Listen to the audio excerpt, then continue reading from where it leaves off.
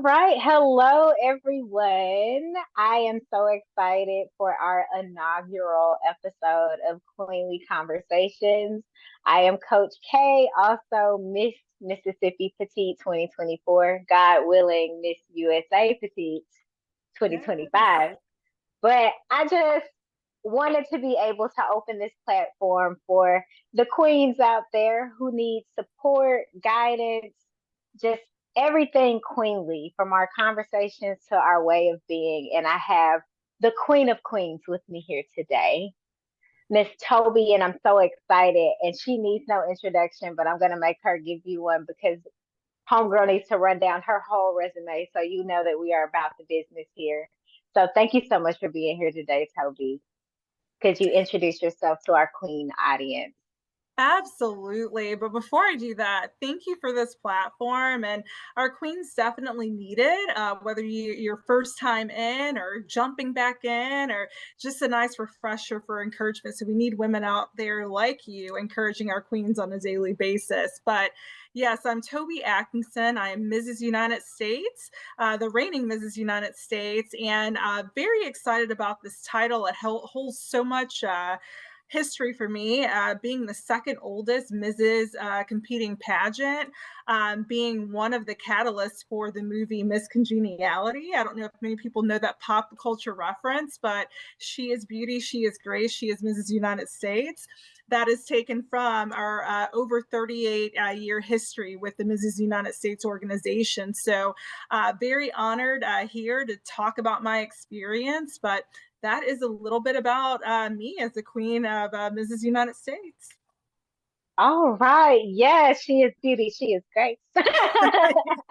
All right. So I want to start with because we all come to this world of queens very differently. I am coming back after a 13-year hiatus, Mhm. and sometimes it's like getting back on a bike. Sometimes there are other challenges, but I like for you to tell us how you got into the world of queens and what do you enjoy most about it? Absolutely. So my journey started very young. I was actually living in Mississippi, and yes, and I remember there was a pageant at Terry High School, and it was my freshman year, and I thought, hey, I want to try this out. I want to see what it's all about, and so that was my very first brush with the pageant, and so some years later, I ended up, my parents moved us from Mississippi to Illinois. And so there I had the opportunity to compete for Mrs. DuPage County and loved the camaraderie. It was an entire summer thing for one big show. And so it took a break from pageantry after that. And then I had my first daughter. I'd graduated college. I was married. I'm like, I wonder if they have pageants for married women. And so I did a Google search and came across Mrs. United States. And so back in 2015, I went to Mrs. United States as Mrs. Illinois 2015 and had the absolute time of my life. Those women I competed with, I'm still friends with to this day. One of them coached me. Shout out to Christine Rich. She's also a national queen. She was Mrs. Earth. So she holds a national title, and she just placed top five in the Miss Delaware USA competition. So love to see some of the queens that I bonded with still continuing down that path since 2015. But after that, I took about an 8 year hiatus, and I met someone that was hosting a Mrs. America North Carolina pageant, actually the Galleys. Great system, great directors. And I went there and I placed in the top five. And in that moment, I know it was a state pageant, but I had so much fun. I was happy with the results, and just especially from jumping back in. But there were a couple of people from the audience and were like, I know you don't know me, but you were robbed. And I'm like, no, it's okay. Like everyone's a winner here. And my husband, we're in the car and he goes, you need to go back to United States. He's like, that was a great system for you. And you're not done. He's like, you're a national title holder. And so it was really driven by my husband and my daughter, who's 12 years old, who's watching me and cheering me on. And so at that time, I said, okay, let's reach out to Mrs. United States, see if they have a title open for me to compete in for North Carolina. And lo and behold, that brought me to 2023. And it was an amazing journey stepping back in and meeting a new wealth of friends across the pageant industry, because we're a tight knit group. And I know that pageantry sometimes get a bad rep, and maybe it's like, oh my gosh, we're competing. But I've never been a part of a pageant and not walked away with the jewel of a friend. So I love everything about pageantry. I wanted to just emphasize on a point you made about the camaraderie. Mhm. And it's so funny when I tell people that I'm in pageants and I used to do this and I'm currently back into it, the stereotypes that are around it. And it actually pushes some women away who've never been in this world because they watch movies or all Mhm. these things that have these different types of characteristics that really aren't there. And my when I went down to hang it and kick it with the Mississippi Black Queens of the Miss Black USA organization, Yeah. um, Miss Port Gibson, Miss Black Port Gibson, she said something so touching to me. She said, we're not competing against each other, but we're in a competition. Right. But we're not competing against each other. We're rooting for each other. It's really an appreciation of womanhood, of femininity, of grace, like you said, and of leadership and servitude. Because the crown, I tell my little pageant babies this all the time, the crown isn't for the prettiest girl. It's No. not for the girl that has all the bells and the whistles and the prettiest outfits. It's the girls with the prettiest heart and the determination, the willpower, and also the historical record of making and influencing change in the heart of her people that takes that crown. So I'm so glad you brought that up, especially when you talk about mentorship. So you brought up about your pageant coach being someone you even competed with. Do you currently have a mentor, or have you considered mentoring other women that are leaning towards the crowd? Yes. So what's interesting, I don't currently have a mentor that I would call official, but I do have those individuals that I could pick up the phone and be like, I'm in my nerves, or can you look at this outfit? Can you look at this, that are in different systems? And I always love the power of mentorship. In my day job, I'm a national director at a Fortune 500 company, and I probably have 13 official proteges that I mentor. So that comes very natural to me because I just want to see people win. And so I mentioned that I competed in the Mrs. America system before I hopped into Mrs. United States. And I took away two people that we talk like almost every day. And it's formed a mentorship bond that extends beyond pageantry. It extends into motherhood. It extends into the professionalism, all those things. And I think you can't underestimate the value of seeking out someone that's done something truly amazing and asking, hey, how can I get better? I mean, some of the best friends that I've ever, become friends with has been because there's something that they have that I don't have yet, or that I'd love to achieve. And it's not in a way that's envious. It's, hey, can you show me and let me find out if this is for me? I think of uh, this woman is a mentor to me. And I met her in the gym one day and I was like, oh my gosh, your shoulders are everything. Like, how do I get like that? Before you know it, she's now my accountability partner. So never underestimate that. If you need those trusted people that you can go to, especially during pageant week. So when you're at nationals, yes, everyone's friendly, but like you said, we're still in a competition. So to be in a room by yourself and call your friend like, hey, I'm going to send you this outfit choice. Is this right? Or, gosh, I need some words of encouragement. Can you pump me up for a little bit? those moments are absolutely priceless. And those are things that those people came from individuals that I've competed with or that I knew was competing, and we're not at the same competition, so there isn't a conflict of interest. So I think it's important, and if there's anyone out there that's looking for a pageant mentor, I'm happy to do that. So Well, I definitely am calling, texting you. please. Yes, friends in high places. You also mentioned how it translates across the board in every Mhm. aspect of your life. And I don't know if our viewers will catch this, but I wanted to pinpoint back to it. But being a national leader for a Fortune 500 company, especially as a woman of color, is no small or easy feat. And I can only imagine how, getting on that stage and doing the work in the community and being a queen has really been a part of that legacy of leadership. So thank you so much for sharing that, because that's so important for people to realize, especially young women that are they women today face a lot more challenges than we did. I thought it was something with Yes. the little talks in school, but with social media and the Hmm. way that society runs now, it can really play on your psyche, your insecurities, and the worst parts 100%. of yourself.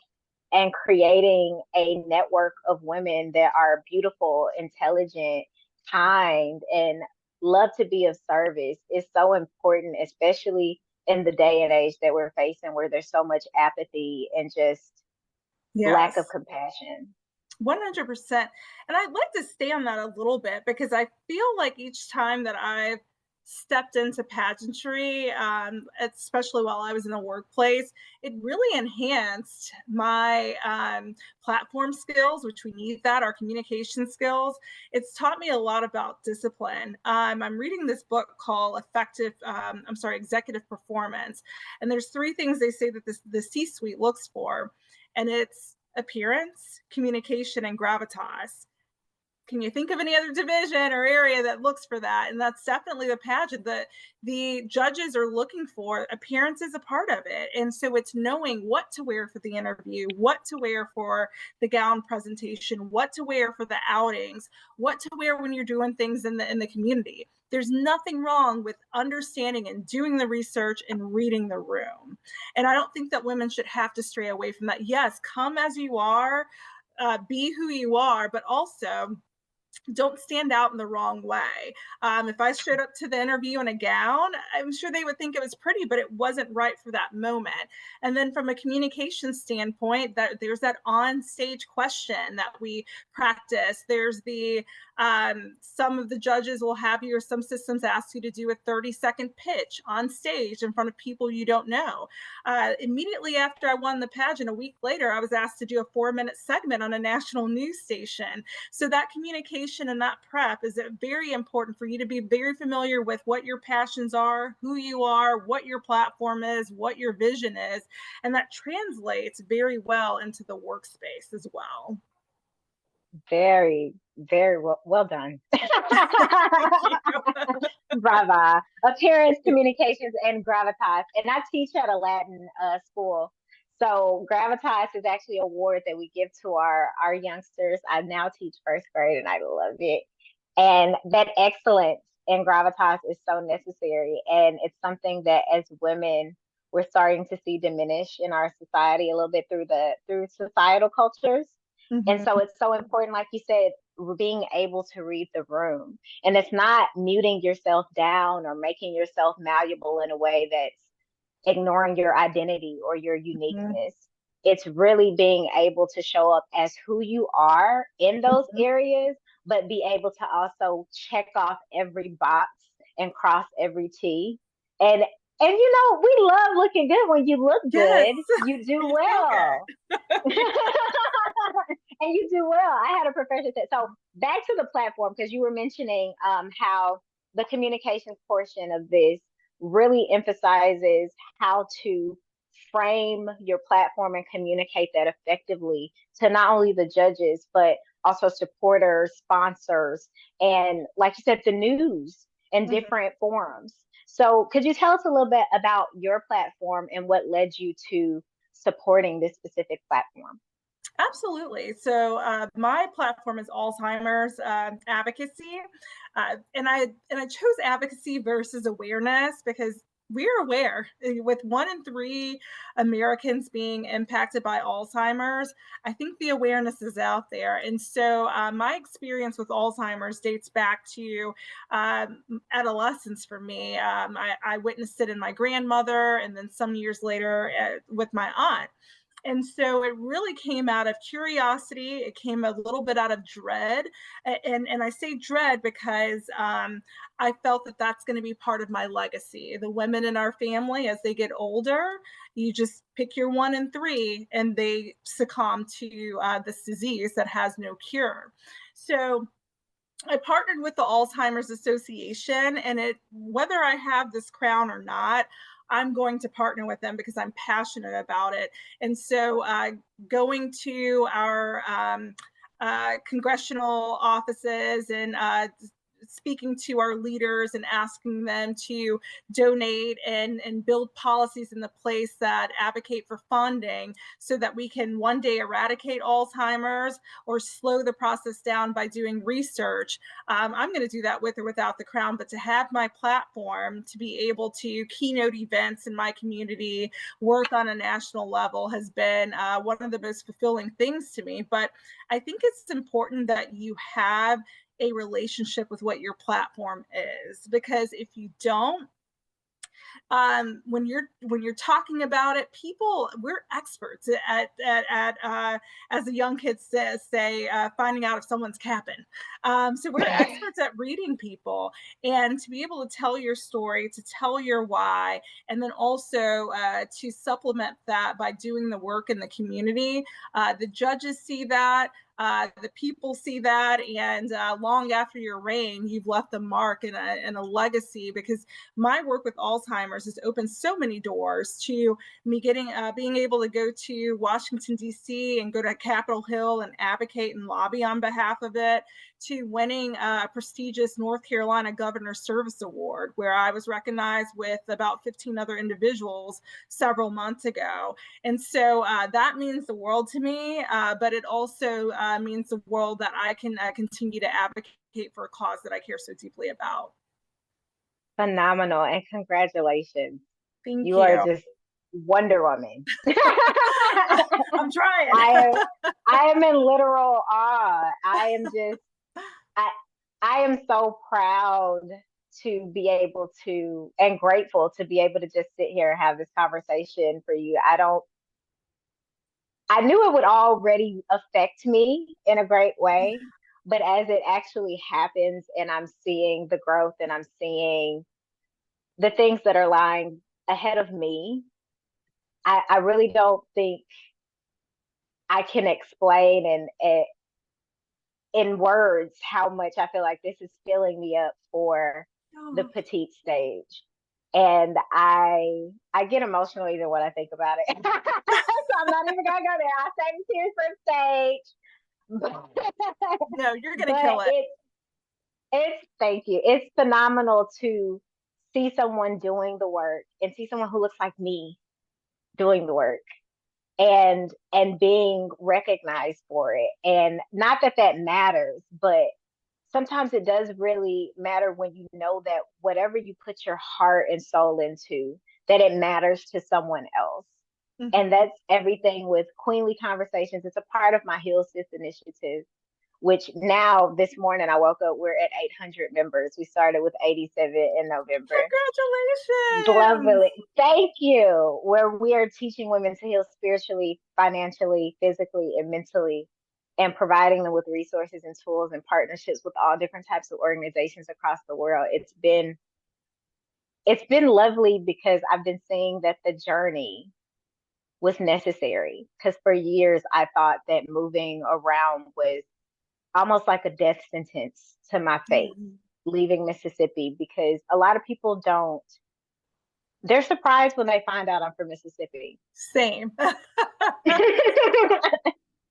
The stereotypes I have faced from not only people who don't look like me, but people who look Mhm. like me. And Mhm. the things that they believe about Mississippi, I'm like, my foundation is rooted in the excellence of Mississippians who've done the work and Absolutely.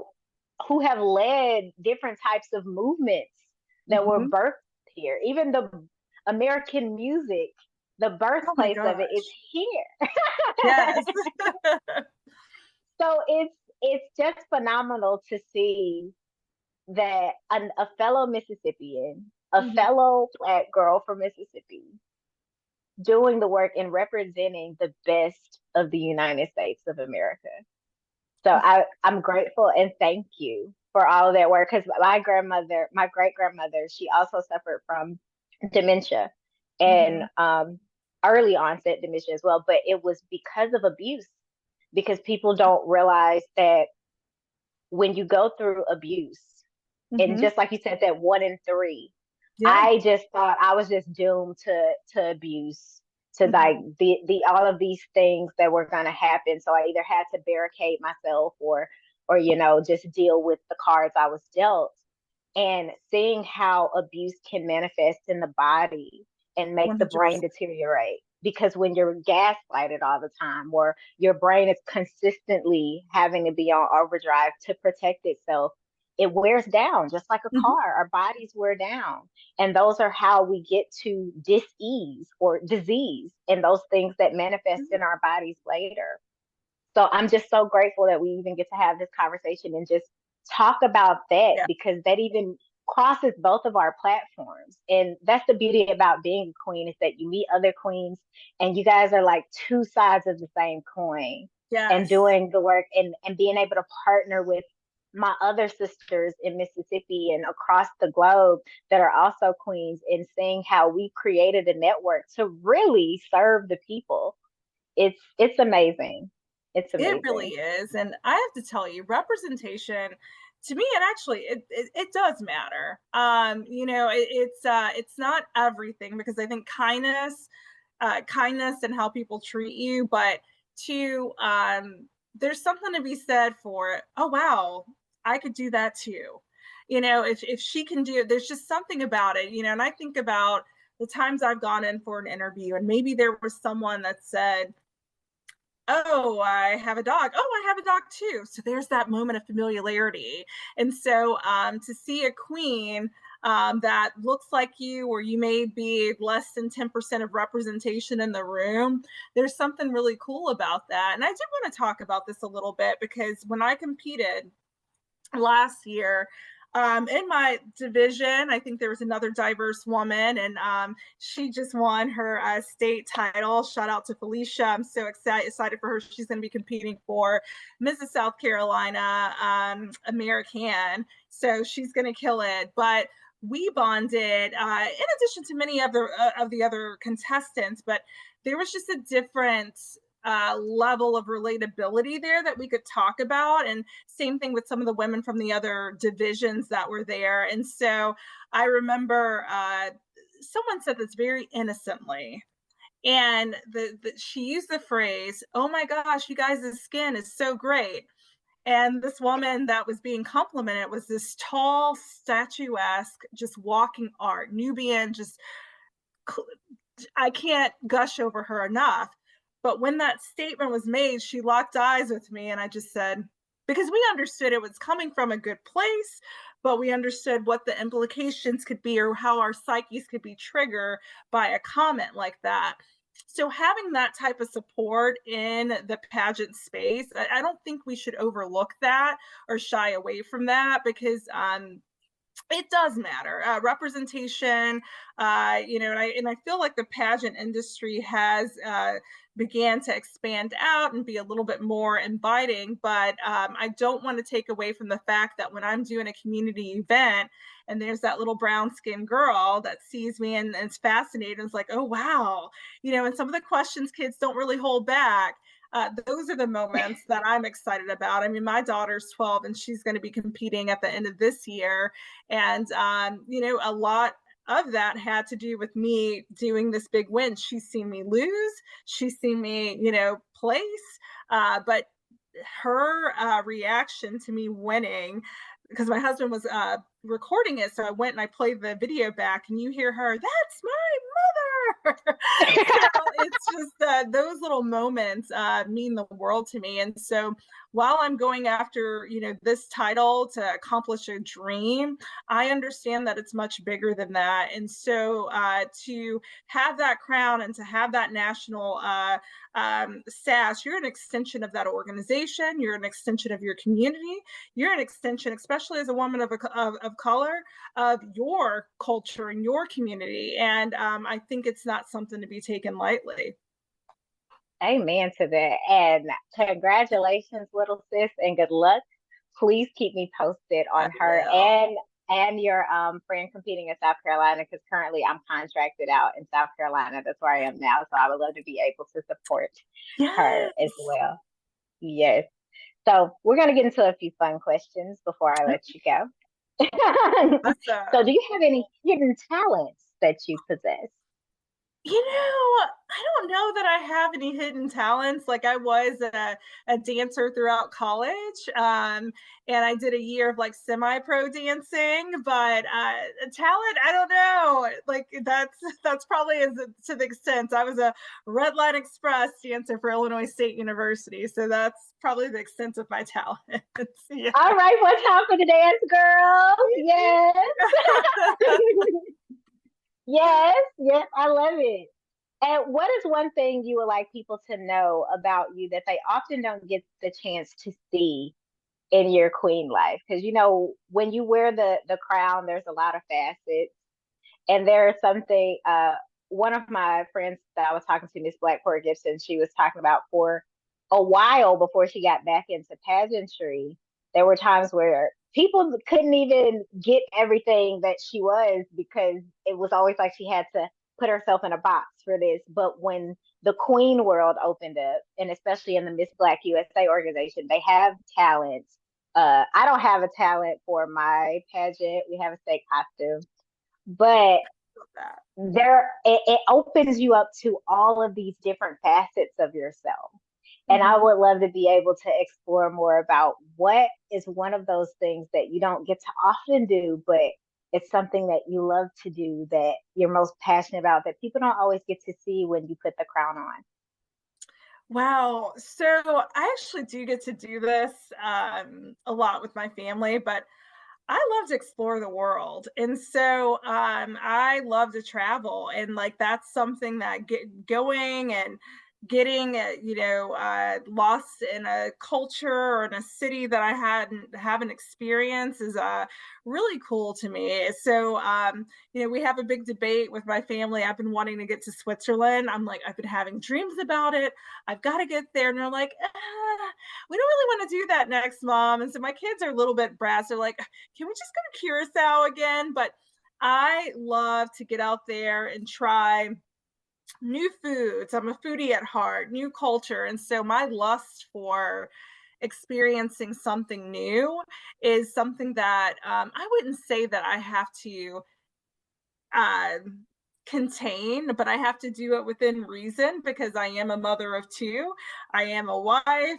We do have bills, but I think we manage very well with that. We try to do 4 international trips a year as a family. And so I'm always looking for that next best deal. And I'm really good at finding good deals with the elevated experience. So I will give myself Yes, props for that. same. The military, being a military spouse at a point in my life would really help me with that. TripAdvisor, if it doesn't get stuff on TripAdvisor, the traveler photos and stuff, I'm not going. I have to do extensive research, Yeah. like you said, to have a affordable vacation, but with a quality top of the line experience. I totally agree with you. 100%. And when you come to South Carolina, we're definitely gonna have to take a foodie trip because I'm in the Gullah Gullah Islands and the food is great here. Oh my gosh, I have to try it out. I've been to Charleston and I've done like the staples and they were good. Like the what is it? Is it Magnolia's, Pugin's Porch? I've done some of those, but I need to go where the locals go. Yeah, we So gotta get you some red rice. yes. Oh my gosh, yes. Definitely, definitely. So thank you so much for spending this time with me. I genuinely appreciate it. I love the connection that we have through my family. You probably knew my papa while he was there too, Sergeant Major Wesley. Absolutely. That guy, I love that guy to pieces. No, it's a great family. Lorenzo is my brother from another mother. While I lived in Mississippi, he was one of my closest friends. So we still keep in touch to this day, and I'm grateful that it led to us meeting. So it's been a pleasure. Yes. So grateful. So my last question is, how can people connect with you and learn more about your platform and what you do? So if you don't mind dropping your handles, how people can get in contact with you, we would love that for our viewers. Absolutely. So, my personal, where I post all of my events and pageantry and even my journey, is pageantry and advocacy. I couldn't have picked a busier handle, but it's spelled just like the correct spelling, but it's pageantry and advocacy on Instagram. And then if you want to connect with me personally, Toby F12, so that's TOBY F12. And then if you want to follow, my official Mrs. United States page, it is official MRS United States. So that is on Facebook as well as Instagram. All right. Well, I hope you have a wonderful 4th, a wonderful Independence Day. And I think it's so cool that as Miss USA, you get to celebrate independence twice, from Juneteenth to June 4th. It's nothing more American than that, okay? 100%. Being a living representation of our ancestors' wildest dreams. Thank you for carrying the torch and wearing the crown so well. I'm just grateful for this opportunity, and I wish you well, and God bless you and your family, Toby. Thank you so much. Oh my gosh, thank you. It was a pleasure. All righty. Bye, guys.